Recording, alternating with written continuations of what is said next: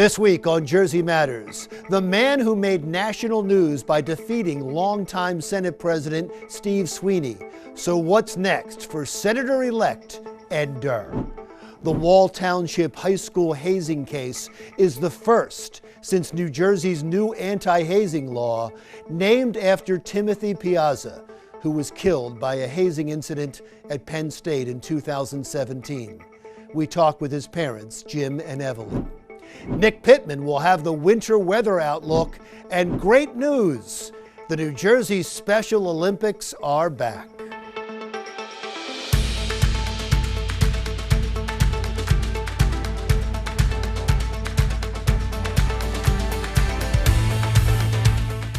Welcome to Jersey Matters. I'm Larry Menti. Hope you had a wonderful Thanksgiving. Let's get right to my interview with truck driver Ed Durr, who pulled off an improbable election upset against Senate President Steve Sweeney in Gloucester County. Senator-elect Durr, thank you so much for making some time for us. How does that sound? How does it sound to hear Senator-elect? Still trying to get used to it. I don't answer well to it very well right now. Well, pretty soon it'll be Senator. Look, you really shocked the world. Nobody saw this coming. As a matter of fact, during election night, not many people were even paying attention to the race. It was a surprise to everybody. Was it a surprise to you?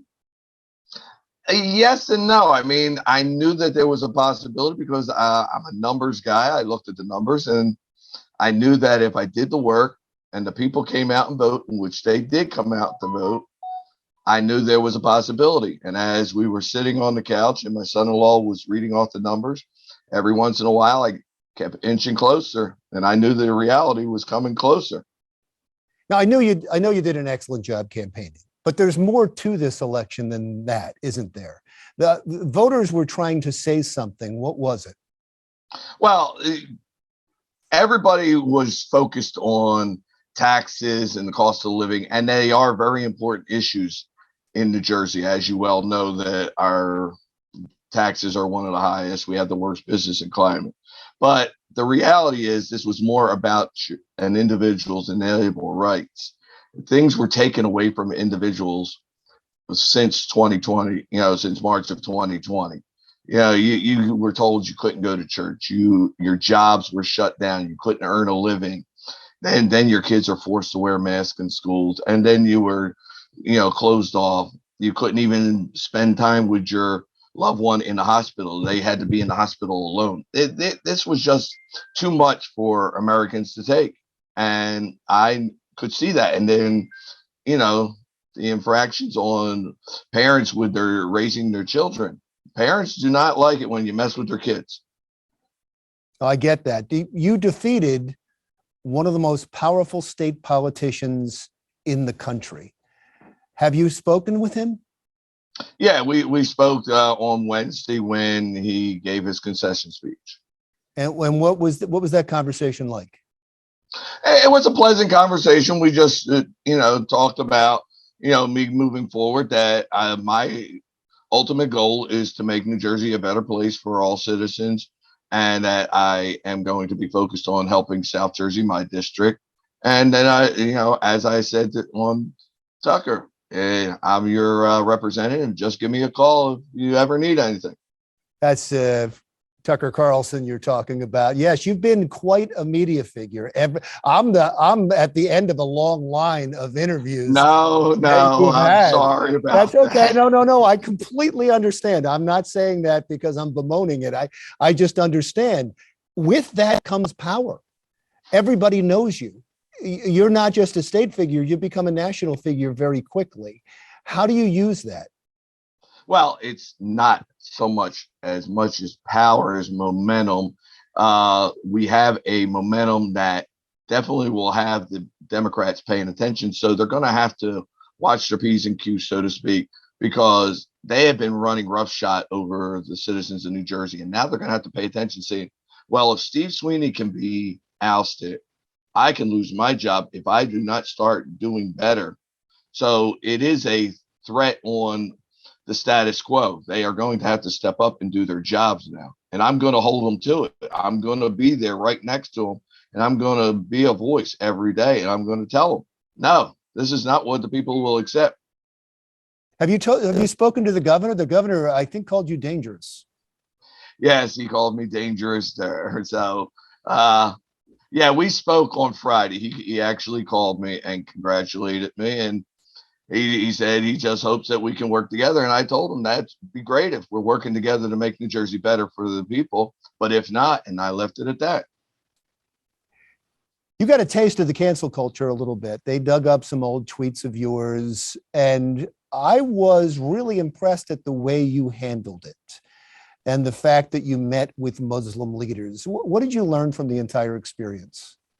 Well, as I said in the interview, that it's very easy to do something from behind a keyboard. As my county chair, Jackie Vigilante, had said in her press conference, that I had kind of been a keyboard warrior in the past, but now I'm going to be a warrior in Trenton, fighting for the people. So I'm moving forward to focus on making New Jersey better.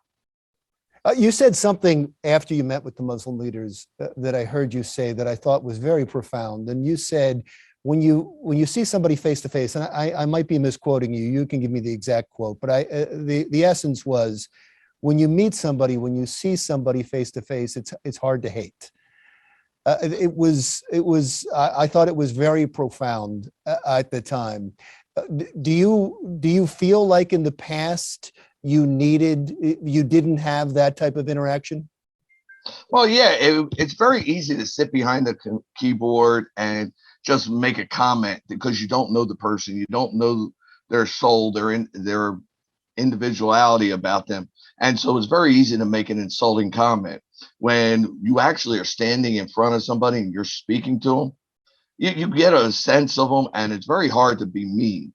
I mean, unless you're just a mean person, which I am not. So that is something that I think we need to get back to. This computer separation has taken away that interaction. People need to have more of an interaction, because the more interaction, there's going to be less conflict. And we also should allow people to grow, because everybody does stupid things. And it's nice that you were able to grow from that and see that it was a problem in the past and fix the problem. And I think that's admirable. I think a lot of people see you and see themselves. Speaking of which, you were a truck driver at Raymore and Flanagan. Are you going to continue driving the truck? Well, I just worked yesterday, and I plan on going back to work after my vacation. I am juggling things right now, but as you well know, New Jersey's legislatures are considered part-time employees. They receive no medical benefits, and I need medical insurance. So I will continue to drive. I just will probably have to change my scheduling, because I'm going to be needed up in Trenton to fight for the people. I can't wait to talk to you again, because I want to know what it's like when you deliver furniture for the first time to somebody and you walk in as their senator. Well, I might have to deliver furniture to the State House one day. Who knows? That's very true. Hey, Larry, I just want to point out one thing. This was not just me. This was a team effort. As I said, you had Jackie Vigilante, our county chair. You had Steve Cush, our political consultant. And then my running mates, Beth Ann McCarthy Patrick and Beth Sawyer, along with county commissioners who also won, Chris Conowell and Nick DeSilvio. And then you had Jonathan Sammons, the first African-American sheriff who won in Gloucester County. This was a complete team effort. I analogize it as a football team. You have your head coach in Jack, you have your offensive coordinator in Steve, and then you have your players, and everybody needs to do their job. And we all did our job, and we got in the end zone. Well, it's well said. I also think it's even more than that. I know it's a team effort. I believe it was a movement. And you were at the head of that movement. You become the face of that movement. And that's why I talked about the power just a moment ago. You have an opportunity here that most people don't have. And the question is, how are you going to use it? What's the first thing you're going to do? What do you see as your job when you go to Trenton? Well, my job is to make life better for the citizens and help them, and I'm to respond to them. You're not supposed to close yourself off and not be reachable. I am always reachable, and I am going to take their problems as they send me the emails or voicemails or send me a letter, which I've received many since the election day. And I'm going to focus on doing those things. I have some areas that I want to address in the, once I get in office, one being special needs, so I do want to move forward with that. And I think I would find it hard for Democrats to go against special needs children. So I think this is something we can work together on. What's fascinating to me is you sound so much like Steve Sweeney. You do. I mean, you came from the working class background, ran, won, surprised everybody.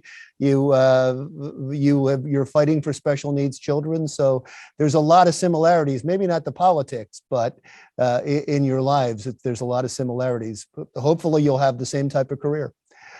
I really appreciate you spending some time with us today. All right. Well, thank you, Larry. And if anybody needs to find out more about me, they can go to edthetrucker.com and they can check me out, and they can even help me out because I know they're coming for me in 2 years. Oh, absolutely. They are. But you're the best thing that happened to Raymore and Flanagan in a long time. I hope you got a little bump. It would be a nice bonus, wouldn't it? Yeah, you should be getting one. Thank you so much, sir. Ed Durr, Senator-elect from the 3rd Legislative District in South Jersey. Coming up next, we speak with Jim and Evelyn Piazza. Their son died because of a hazing incident, and now a law in his name will be put to the test in Wall Township. The story is next.